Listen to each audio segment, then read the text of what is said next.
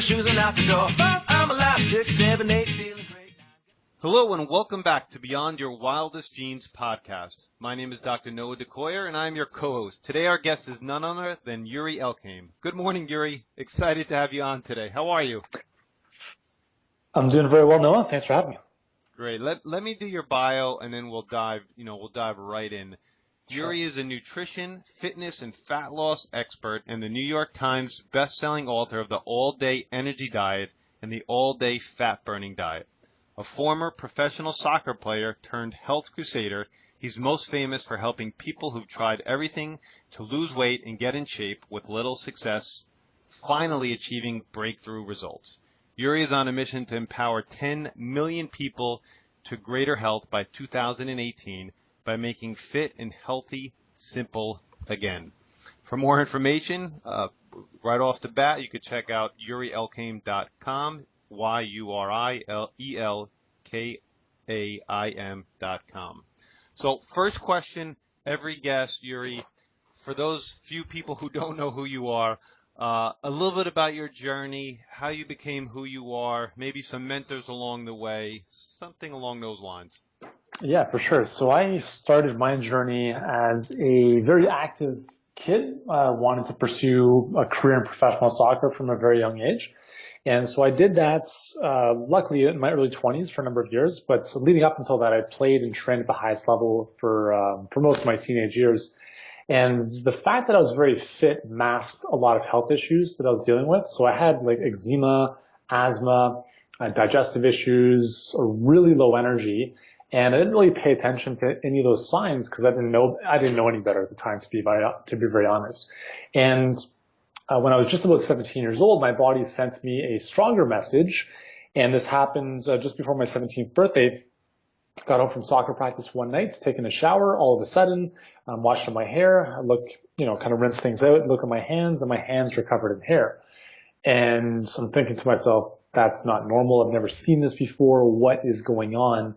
And long story short, in the space of 6 weeks, I lost all of my hair. So eyebrows, eyelashes, everything. And obviously my doctor, after seeing him, said I have an autoimmune condition called alopecia, and where the immune system attacks the hair follicles. So that was kind of like the wake-up call from a health perspective to be like, hey, you should probably look into this and kind of figure this out. Because unfortunately, the medical doctors that I was seeing had no answers other than to inject my head with cortisone, which I said, no, thank you.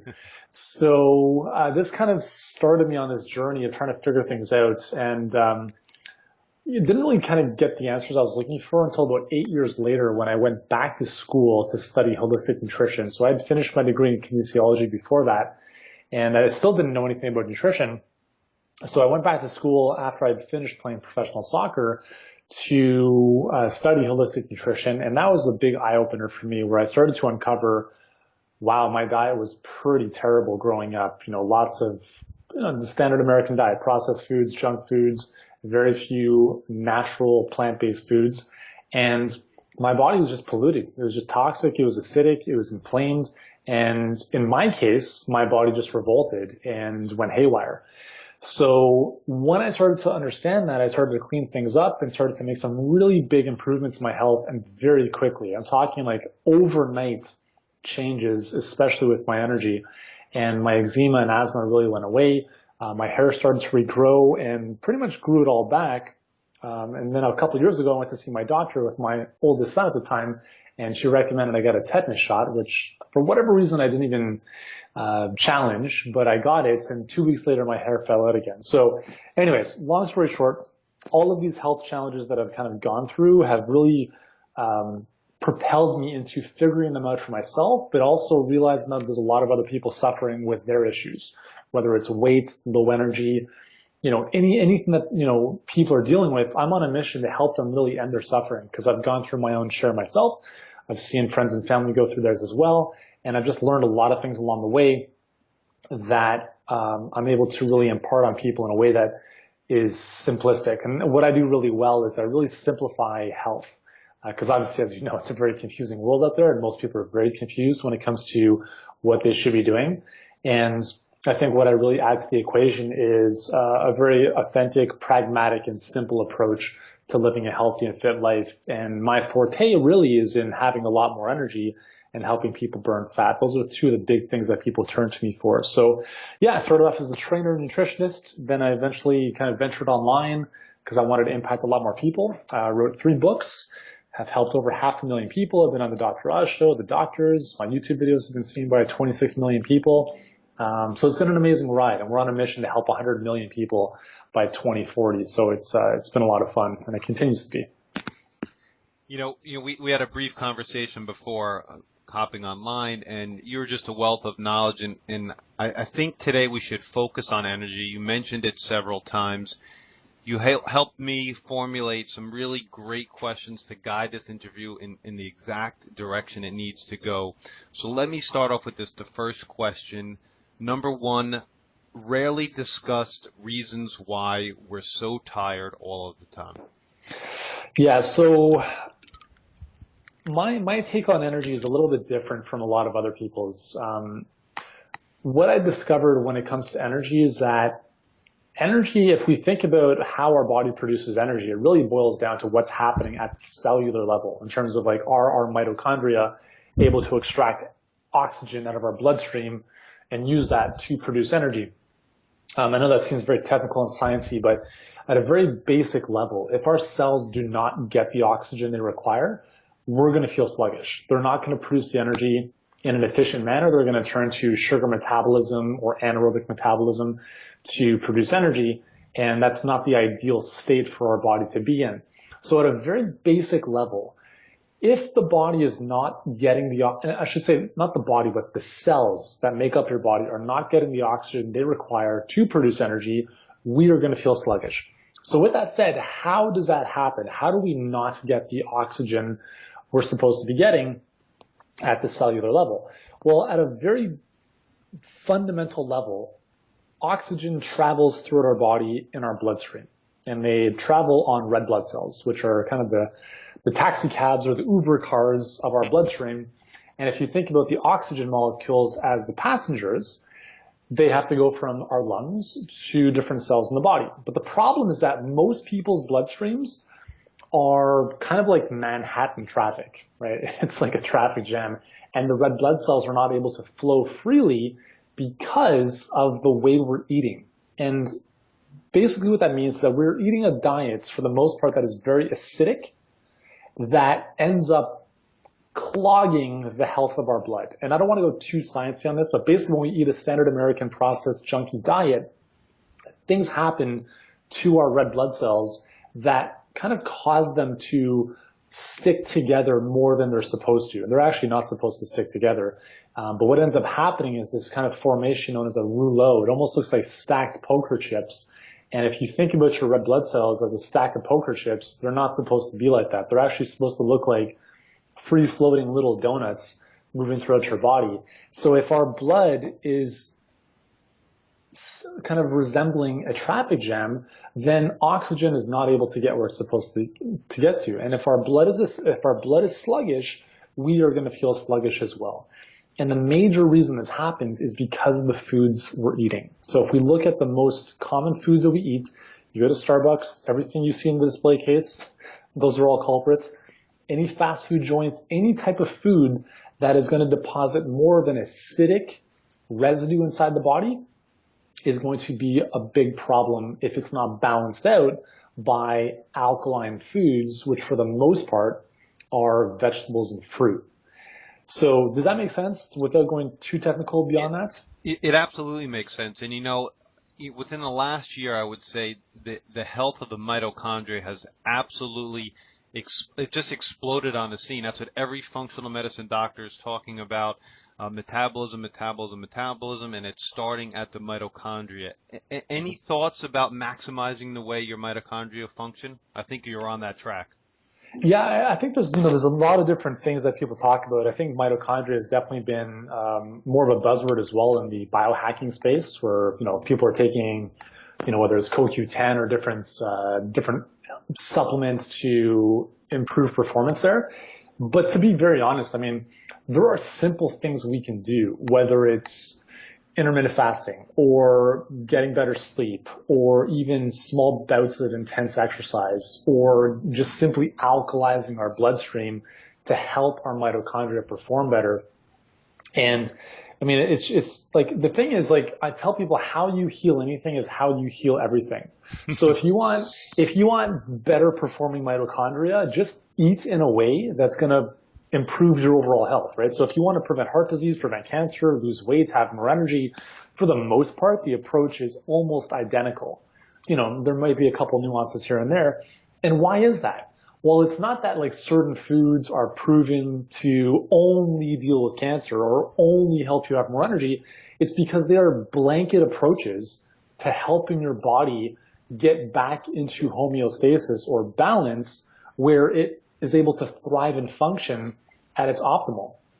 And so it's not like, you know, blueberries have vitamin C, which are only good for this one specific thing. There's so many things we don't even know that these foods are doing to our body at these microscopic cellular levels, that when our mitochondria are functioning better, when our cell membranes are healthier, all of these little things at a macro level end up helping us have better health, having more energy, allowing us to lose weight more easily.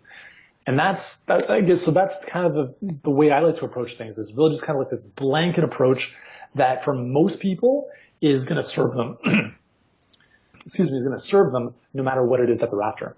Right. So, you know, I preach a wide variety of fruits and vegetables, you know, and healthy, organic, grass-fed meats consistently to my patients.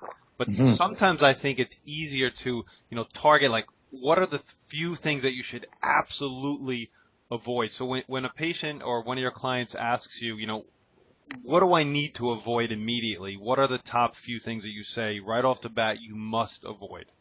Yeah, I mean, like, hands down, when it comes to energy, and again, energy, you can synonymous with health, caffeine, sugar, and wheat. I would say those are the three big ones. And you can add in some of the allergenic foods like dairy as well into there, even soy. But two of the big ones, especially when it comes to energy, is, you know, people rely on caffeine for energy, and that's a problem. That's like saying, I'm going to rely on my credit card to feel wealthy.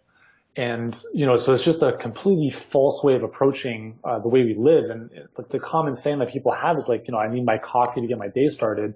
That is a big warning sign if you ever say that to yourself, because in no way, shape, or form does your body require caffeine to function. Your body is just in a state where it's so bogged down by a bunch of stuff that you need a quick fix like caffeine to bring you back to life temporarily, and then before you go into a crash and then seek out more caffeine or sugar to bring you back to life. So the thing is, when we clean up the body, when we kind of resurrect its vitality, you don't really need things like caffeine or sugar, because you have this natural, sustained, I'm not going to call it a high because it really isn't a high. It's more of a sustained, moderate amount of energy throughout the day that doesn't go up and down like if you're having caffeine or sugar. And it's much healthier. It's much better for your overall productivity and focus, and obviously your overall health. But caffeine and sugar have very similar effects inside the body. They wear down the adrenal glands. They wreak havoc on your blood sugar. And just those two things alone are detrimental from a fat loss perspective, or just, you know, they will increase your body's tendency to gain weight. But they're also going to wreak havoc on your energy levels, because you're going to go up and down with these energy roller coasters all day long. And we know that when blood sugar goes up and down, so does insulin. And when insulin goes up and down, that's a big kind of predisposing factor to higher amounts of inflammation inside the body and a bunch of other things. So those are two of the big ones that I would really recommend people avoid. So if you're drinking coffee, move to a decaf at the very minimum. And over time, like as you clean things up, you won't even want the caffeine in the first place. And then looking at allergenic foods like wheat, dairy, because they are problematic at the gut level. They also stimulate inflammation inside the body. And none of that stuff's going to really help you with anything health related. Totally agree. Now let's take the same perspective with exercise. When you're looking for what type of exercise is going to give you the biggest bang for your buck, and I think I know the answer, but I'd like to hear your perspective on it. Okay, so I'm gonna answer this in two ways. So if somebody so I'm a huge fan of short burst, higher intensity activity. because it's a great way to really get a lot of oxygen into your body, get a lot of muscles going, get your heart rate pumping.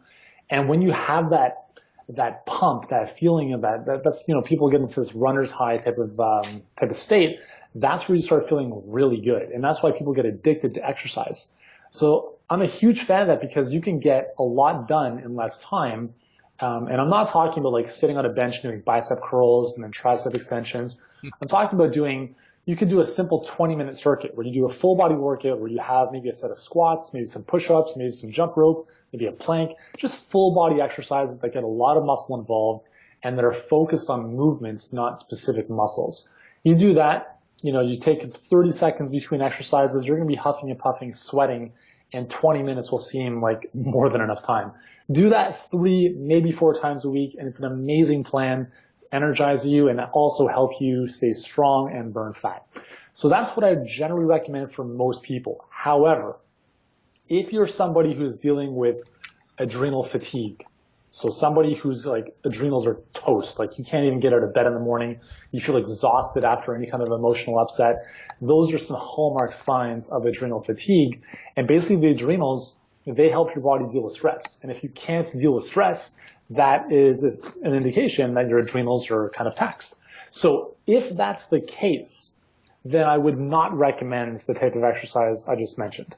If you have adrenal fatigue, you want to be doing very light, low intensity, restorative type of exercise. So maybe that's going for a light bike ride or doing more yoga, doing more restorative type of stuff, like maybe just even walking, and give your body time to really come back to life before you start adding in some of that higher intensity activity. So those are just kind of the two spectrums I just wanted to kind of put out there, because if someone with adrenal fatigue does the high intensity stuff, they're going to feel pretty crummy. Yeah, for me, the rhythm that I've found is that I do yoga at a studio 3, ideally 4 times a week, and 2 times a week I'm doing like some sort of high intensity exercise, and that seems to be right on target for me. That's great. That's awesome. Now you mentioned adrenal fatigue, and that's a buzzword term. Any further insights on adrenal fatigue? Because that's confusing, and there's a lot of controversy on that concept or that thought in and of itself. Yeah, I mean, if you go to your medical doctor, they're going to tell you you're crazy. It doesn't exist, right? And that's unfortunate. So the reality is, like, if you feel exhausted, so there's a couple signs. So basically, a couple things that I've mentioned before. If you feel really, really exhausted after any kind of emotional upset or anger, that's one sign or symptom of adrenal fatigue. Another one might be you just feel really, really tired and you have a tough time getting out of bed in the morning. And obviously there's overlap with these signs and symptoms with other things, but these are some of the big ones. Another one is you tend to crave salt quite a bit. And that's because aldosterone is one of the hormones that is kind of regulated by the adrenals, and it's not working as properly as it should if the adrenals are toast.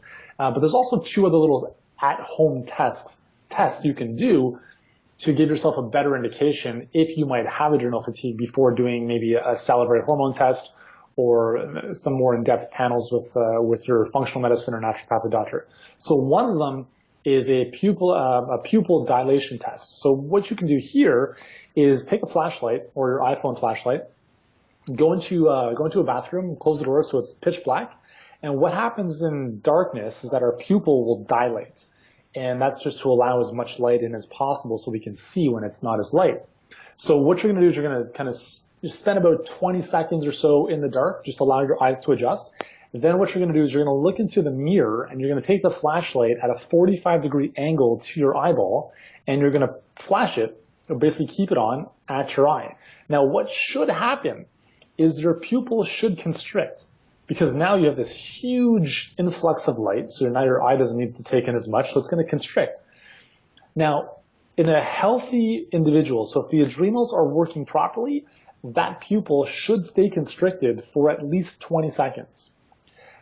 If the pupil constricts and then starts to dilate or pulse back and forth, that's an indication that the adrenals are a little bit taxed. And the reason for that is because they are pumping out adrenaline, or epinephrine, however you want to call it, to the little muscles around your eyes to stimulate those muscles to contract. And if the adrenals are not working properly, they're not able to basically perform that function. So that's one kind of warning sign you may want to look for. Another simple one, honestly, like you could do this with a blood pressure cuff, but I don't think most people have a blood pressure cuff, so I'll just keep it really simple. Lie on a couch. Lie down on the couch for 5-10 minutes, or just watch TV or whatever. Stand up after you lay down, and if you feel like you're going to pass out, if you feel dizzy or lightheaded, that could be a sign that your adrenals are toast. I mean, that could also be a sign of low blood pressure, but part of that is also related to adrenal fatigue, because if your adrenals are not able to function as they're supposed to, they're not able to constrict those muscles, because epinephrine or adrenaline is going to help constrict the muscles to bring blood back up to the top of your body, then obviously that's going to be another indication of adrenal fatigue. So the gold standard really is getting a salivary hormone test, which will, run you maybe $150, $200. But that way you can get a much better sense of where things are at with respect to cortisol, DHEA, and different hormones that are related to adrenal stuff. But just symptomatically, those little tests there can really help steer you in the right direction. Can you repeat that second test? You lay down and then you stand up. What did you say again? Yeah, so basically, formally it's done with a blood pressure cuff. So Okay. you would look at, does a sphygmomanometer drop a certain number of points, but I don't think most people have a blood pressure cuff. So I would say for most people, if you're just lying down for any length of time and then you stand up, do you feel lightheaded? And if you feel lightheaded, either you have low blood pressure or the adrenals or the adrenals might be a bit taxed. And again, that has to do with are the muscles able to constrict properly, with adrenaline being one of the hormones helping them do that? Is there enough sodium retention to, maintain blood pressure? There's a couple different things there, but that's a really simple kind of indicator that something may want to be looked at. There's no doubt I'm going to do the pupil dilation test as soon as we get off this interview. All right, it's pretty cool too. It takes 30 seconds and it's really cool. Yeah, that is. Now, the other organ that's associated with energy often, and it's an epidemic, is thyroid issues. What are your thoughts on thyroid gland itself and how to maximize its function? Yeah, the thyroid, who doesn't have a thyroid problem nowadays, right? It's like everyone thinks they have one, or a lot of them do. So the thing with the thyroid is that it's very closely linked to the adrenals.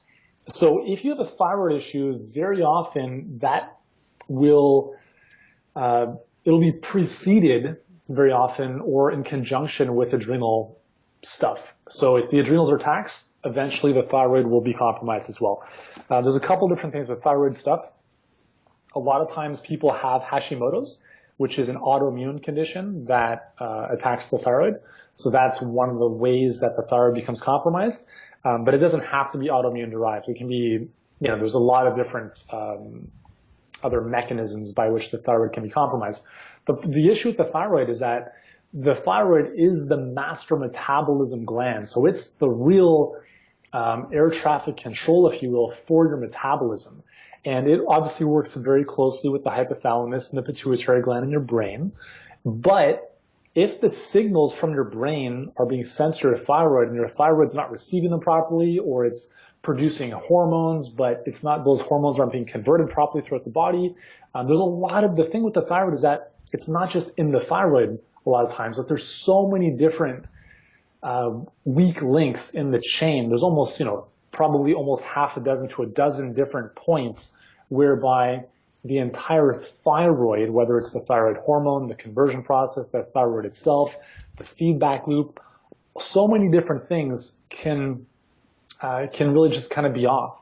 And it's not as easy as, hey, take some Synthroid or some thyroid medication from your doctor. Because if your doctor looks at your thyroid and says, hey, everything looks great, well, that's just that's like the tip of the iceberg. There might be things going on underneath that might need to be looked at a little more closely. So a couple things to look out for is heavy metals, right? So lead, mercury. Those are two big ones that are associated with compromised thyroid function. So if you have any mercury amalgams, dental fillings, stuff like that from decades past, that we know is a strong correlation with thyroid issues. We also look at things like seafood consumption, again, tuna, things like some of the bigger fish that might have bioaccumulated toxins like mercury or lead over time. And then like basically we want to look at cleaning up the diet as well, because we know that gluten has a very similar protein structure to the thyroid tissue as well, which is kind of weird. So a lot of times when people have thyroid issues, one of the best things they can do is avoid gluten.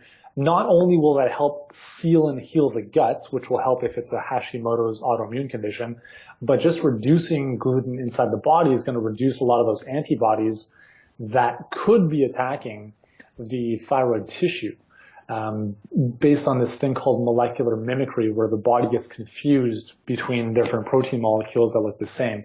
So there's a couple things to avoid, but again, if you just follow the basic premise of like cleaning things up, getting rid of the allergenic foods, and just really doing your best to live a clean diet as best you can, that's really the best way to start moving forward. And obviously healing and sealing the gut is going to be a big component to that. Yeah, totally agree. There's such an intimate relationship between gut health and your thyroid health, for sure. Mm-hmm.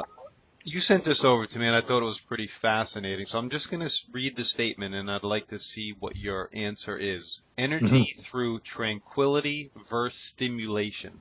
Yeah.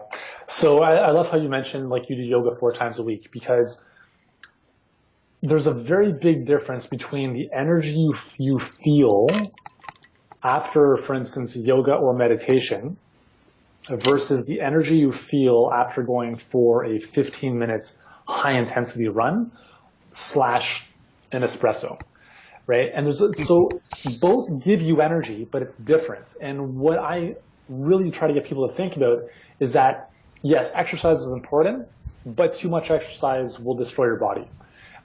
Too much yoga is never going to destroy your body. I mean, you might get too flexible, but that's not really the issue.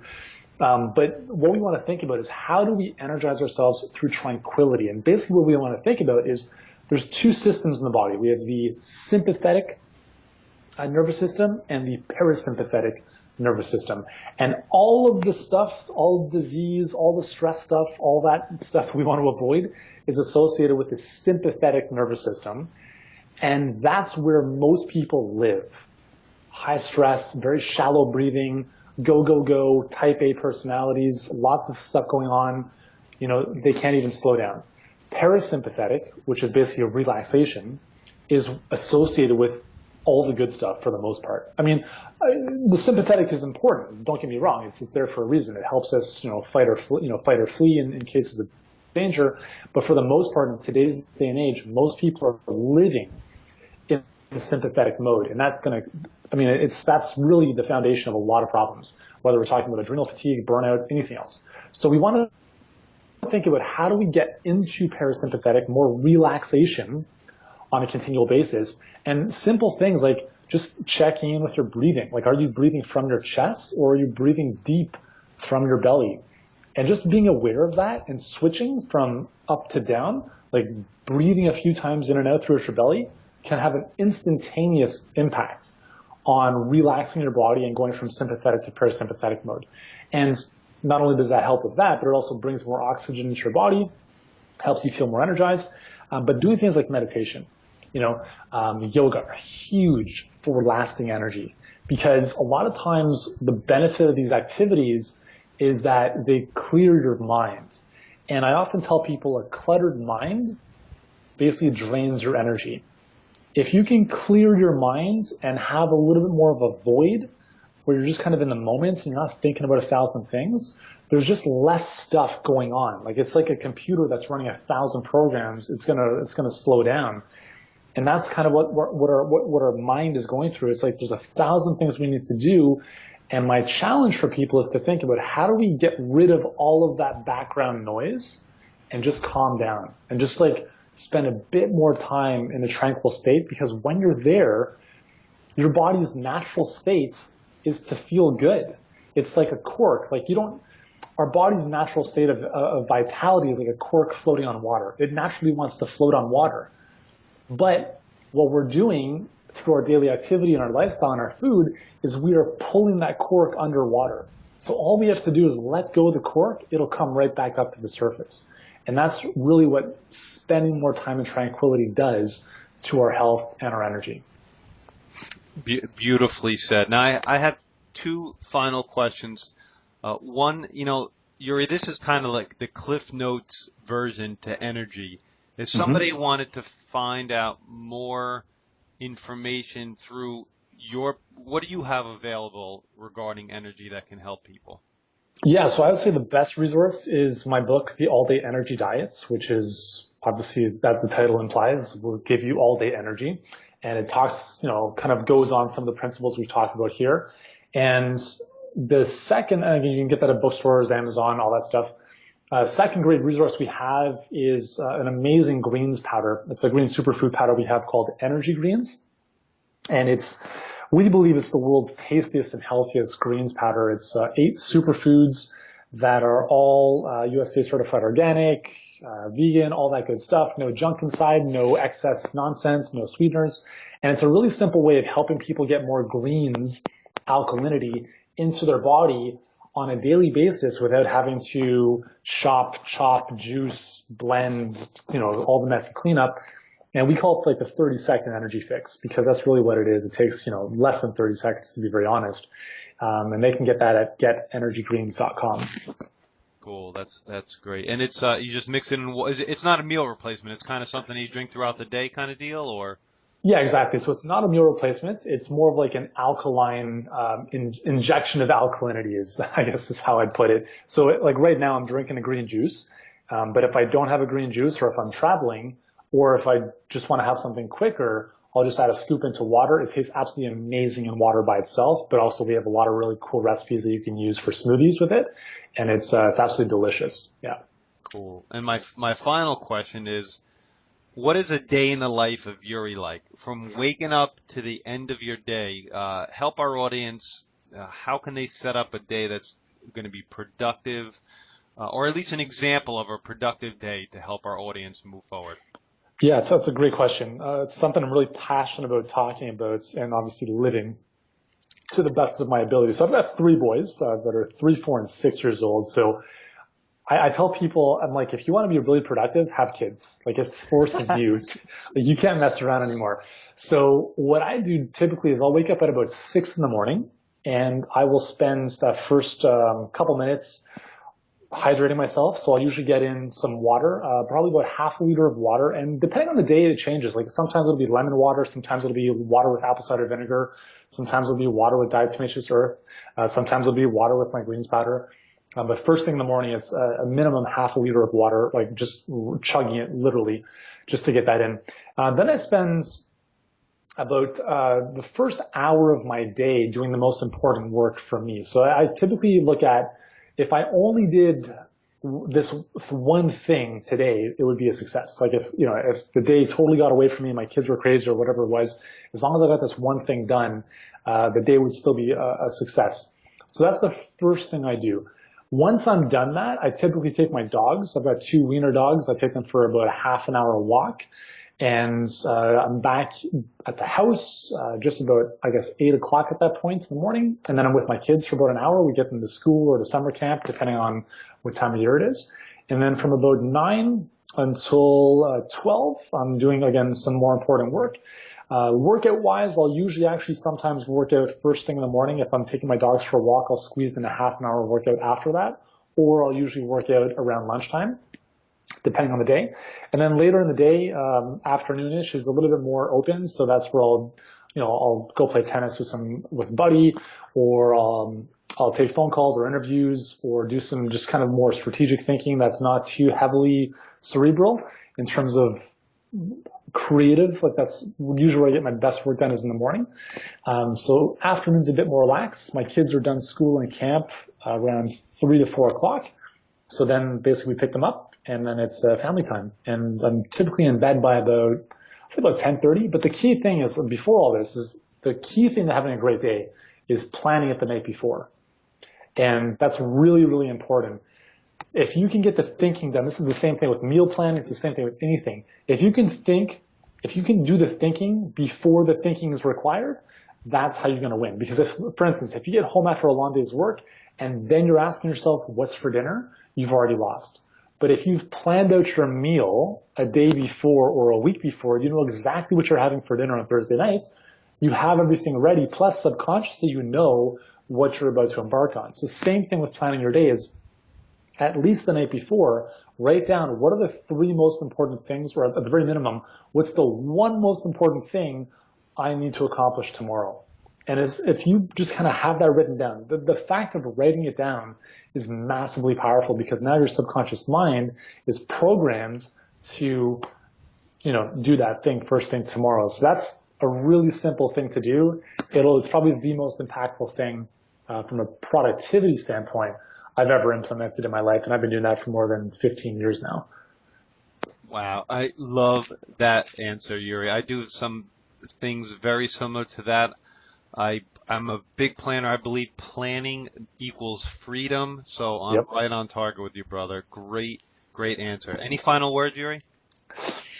I guess just the last thing is there's so much stuff in the world of nutrition and health, so many diets and things and approaches, and at the end of the day, you have to be your own detective. You have to try different things and see what works best for you. Just because one diet worked for someone doesn't mean it's going to work for you. Doesn't mean it won't work for you, but you have to try it. You have to see what you enjoy, what you don't enjoy. And at the end of the day, if you want to call it a diet, the best diet for you is the one you don't even know you're on.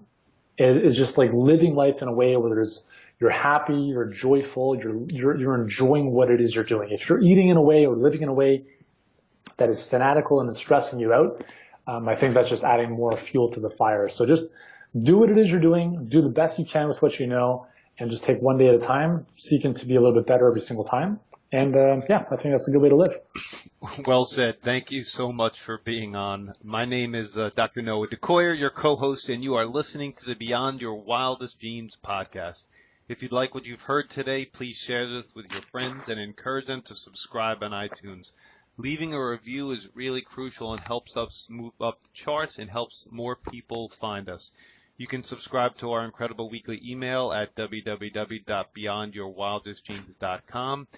And as my oldest son Hayden says, be awesome and never unawesome.